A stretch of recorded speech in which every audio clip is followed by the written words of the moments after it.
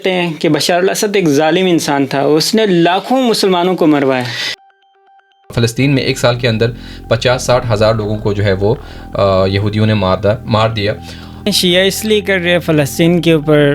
بات اس لیے کرتے ہیں تاکہ فلسطینیوں کو شیعہ کریں۔ تک کیا ایران کے سپریم لیڈر نے کوئی ایسی بات یا کوئی ان کا کوئی ایسی تقریر ہے یا کوئی یمن کے سربراہ نے کہا ہو؟ لیکن تاثر تو یہی دے رہے ہیں۔ کیا تاریخ میں کوئی ایسی مثال ملتا ہے کہ جس میں ایک ہفتے کے اندر انقلاب لایا ہو؟ اعوذ باللہ من الشیطان الرجیم، بسم اللہ الرحمن الرحیم۔ السلام علیکم ناظرین، کیسے ہیں آپ سب؟ ایک بار پھر آپ کی خدمت میں حاضر ہوا ہے۔ پوری دنیا کے حالات کے اوپر ہم تجزیہ کرتے ہیں اور ساتھ ساتھ ملکی حالات کے اوپر، اور ساتھ ہی ساتھ جو مستند صحیح خبریں ہیں وہ آپ تک پہنچانے کی کوشش کرتے ہیں۔ جیسا کہ آپ کو پتہ ہے کہ شام کے اندر جو عجیب و غریب انقلاب پیدا ہوا، جس نے پورے صرف ایک ہفتے کے اندر پورے شام کے اوپر ایک گروہ نے کنٹرول حاصل کر لیا، اور میرے خیال میں تاریخ میں کوئی ایسی مثال نہیں ملتی کہ جس میں ایک ہی ہفتے کے اندر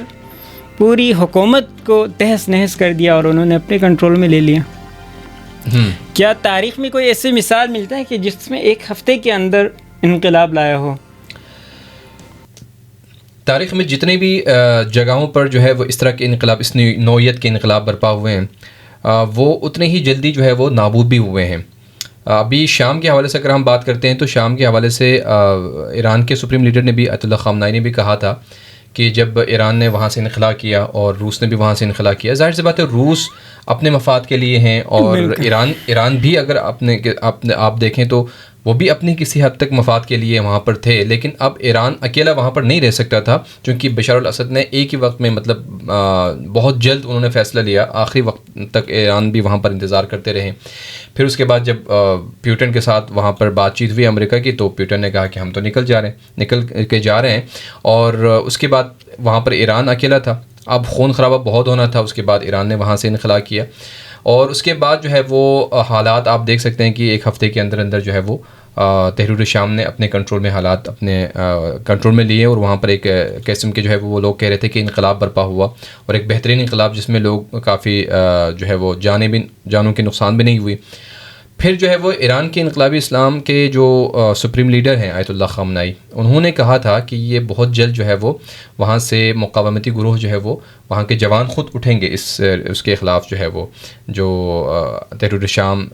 نے کنٹرول سنبھالا تھا، تو ان کے خلاف وہاں کے لوگ جو ہے وہ نکلیں گے، جوان جو ہے وہ ریزسٹنس وہ کریں گے۔ اب یہی ہوا کہ اب ایک مہینہ شاید 1.5 مہینہ ہوا ہے، بالکل 1.5 مہینہ ہوا ہے، اب ایک دم سے جو ہے وہ ان کے خلاف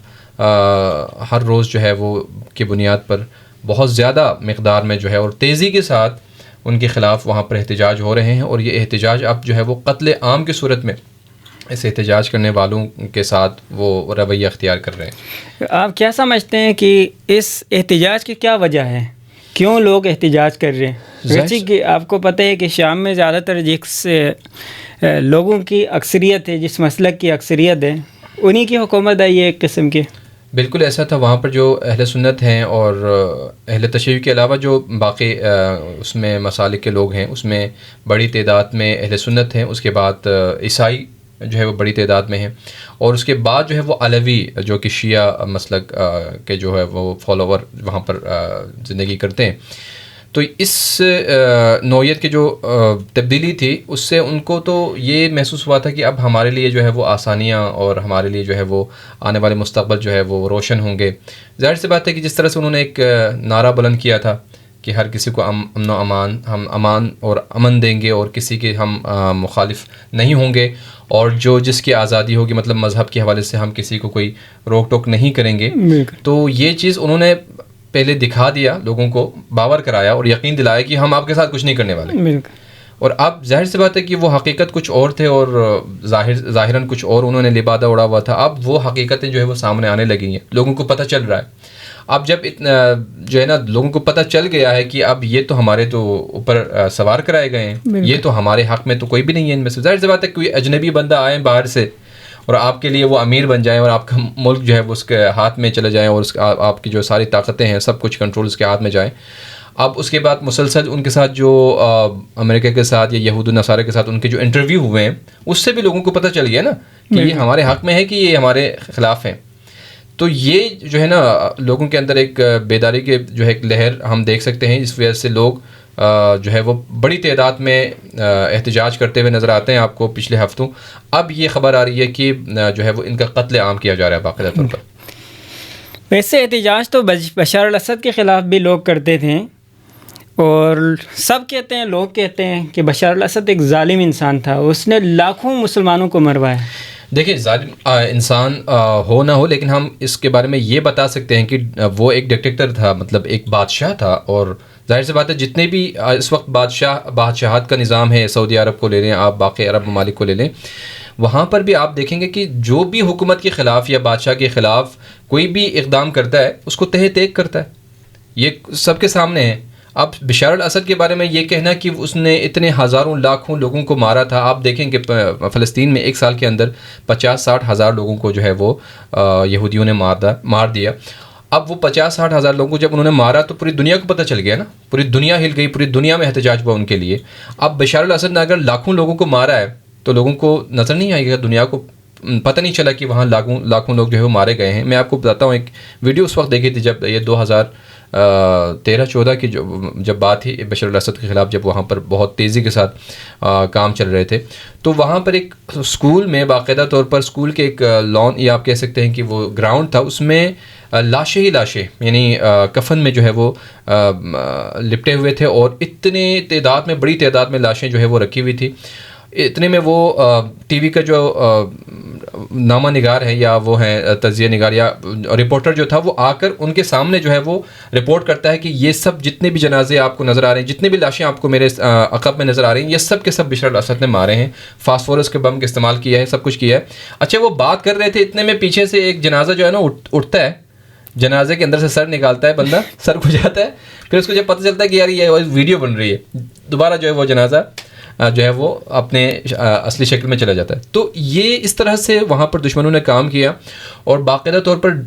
فلمایا, اور لوگوں کو, بچوں کو, اسکول کے بچیوں کو ٹرین کر کے ان کے اوپر ابھی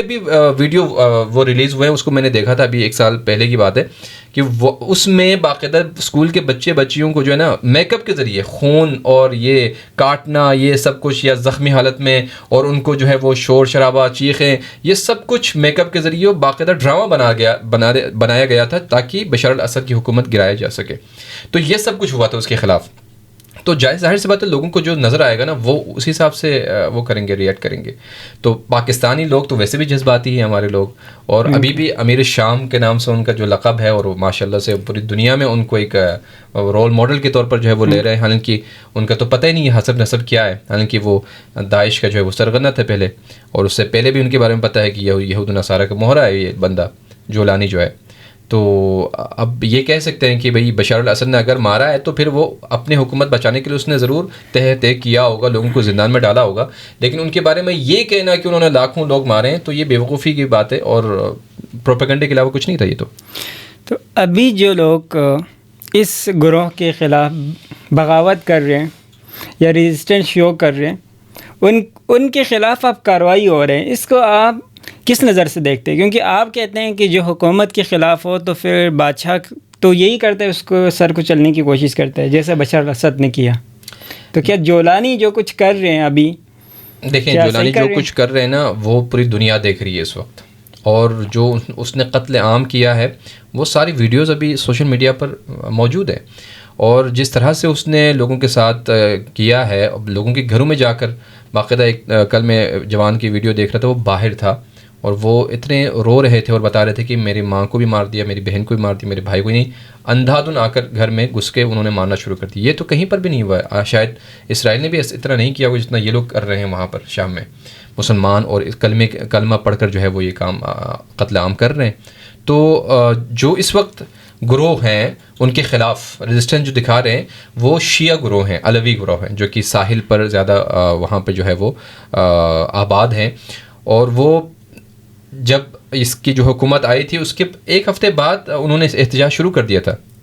کیونکہ جتنے قوانین بتائے تھے ان کو بھی ہم آپ کے یہ کریں گے، آپ کے قوانین کا خیال رکھیں گے، آپ کے حقوق ہم آپ دیں گے. ایک ہفتے کے بعد جیسے ہی ان کو حکومت ملی اس کے بعد ان کو دبانا شروع کر دیا، ان کو مارنا شروع کر دیا، ان کے لوگوں کو تہہ تہہ کیا. ایک ان کے جو ہے بڑے رہنما کو بھی مارا تھا، اس کے قبر کو بھی مسمار کر دیا تھا. تو لوگ احتجاج کرنے کے لیے باہر آ گئے. اب وہ احتجاج تھمنے کو جو ہے وہ نہیں نام لے رہا، اس کی وجہ سے ان کو شاید مجبور ہوئے ہیں کہ وہ سر کو چلنے پر آ گئے ہیں. اور اب انہوں نے اپنی